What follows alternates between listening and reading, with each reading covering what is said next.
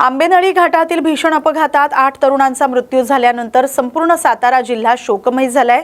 या पार्श्वभूमीवर खासदार श्रीमंत छत्रपती उदयनराजे भोसले यांनी मरढे, आसगाव आणि खटाव या गावांना भेट देत मृतांच्या कुटुंबियांचं सांत्वन केलंय। घरातील तरण्या मुलांच्या निधनामुळे कोसळलेल्या कुटुंबियांना धीर देताना उदयनराजे भावुक झाल्याचं पाहायला मिळालं। घाबरलेल्या चिमुकल्यांनी उदयनराजेंना बिलगत अश्रूंना मोकळी वाट करून दिली। यावेळी मी त्यांच्या मुलाची किंवा भावाची जागा घेऊ शकत नाही, पण मुलगा आणि भाऊ म्हणून कायम पाठीशी उभा राहीन अशी भावना उदयनराजे यांनी व्यक्त केली। पंढरपूर शहरात कायदा आणि सुव्यवस्था कायम राखण्यासाठी पोलिसांनी विशेष कोम्बिंग ऑपरेशन राबवले।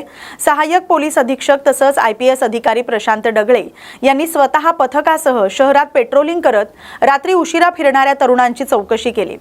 रोड रोमिओ, मद्यधुंद अवस्थेत फिरणारे तसंच अंधारात बसून संशयास्पद हालचाली करणाऱ्यांवर पोलिसांनी कारवाईचा बडगा उगारलाय। साध्या वेशातील पोलिसांनी थेट रस्त्यावर उतरून बेशिस्त तरुणांना चाप लावलाय। या कारवाईमुळे शहरातील सुरक्षितता आणि कायदा सुव्यवस्था अधिक मजबूत करण्याचा प्रयत्न पोलिसांकडून केला जातोय। मंत्री नितेश राणे यांनी बकरी ईद संदर्भात केलेल्या वक्तव्यावरून राज्यातील राजकीय वातावरण तापले। या पार्श्वभूमीवर महायुतीतील घटक पक्ष असलेल्या राष्ट्रवादी काँग्रेस अजित पवार गटाचे आमदार इद्रिस नायकवडी यांनी राणे यांच्यावर जोरदार टीका केली।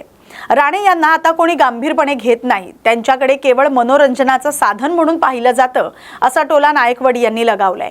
तसंच समाजात तेढ निर्माण करण्याचा प्रयत्न होत असल्याचा आरोपही त्यांनी केलाय। दरम्यान या वादामुळे राजकीय वातावरण आणखी तापण्याची शक्यता आहे। विधान परिषद स्थानिक स्वराज्य संस्था मतदारसंघ निवडणुकीसाठी भाजपकडून उमेदवार निवडीची प्रक्रिया अंतिम टप्प्यात आली आहे।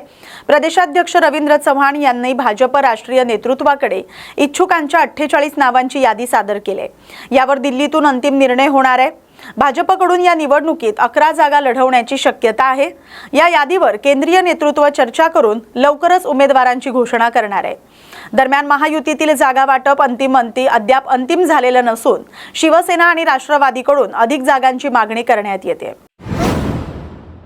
मुंबई महापालिकेतील 4 महत्त्वाचे आणि वादग्रस्त प्रस्ताव फेरविचारासाठी प्रशासनाकडे परत पाठवण्यात आलेत।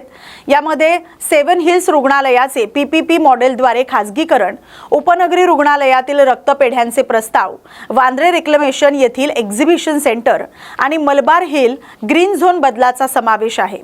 या प्रस्तावांविरोधात शिवसेना ठाकरे गटाचे आमदार आदित्य ठाकरे यांनी आक्रमक भूमिका घेतली होती। त्यानंतर मुख्यमंत्री देवेंद्र फडणवीस यांनी देखील या प्रकरणात लक्ष घातल्याची माहिती भाजप आमदार मिलिंद नार्वेकर यांनी दिली। दरम्यान हा मुंबईकरांचा विजय असल्याची प्रतिक्रिया आदित्य ठाकरे यांनी दिली। या बातमीसोबतच ताज्या घडामोडींमध्ये आता इथेच थांबतोय।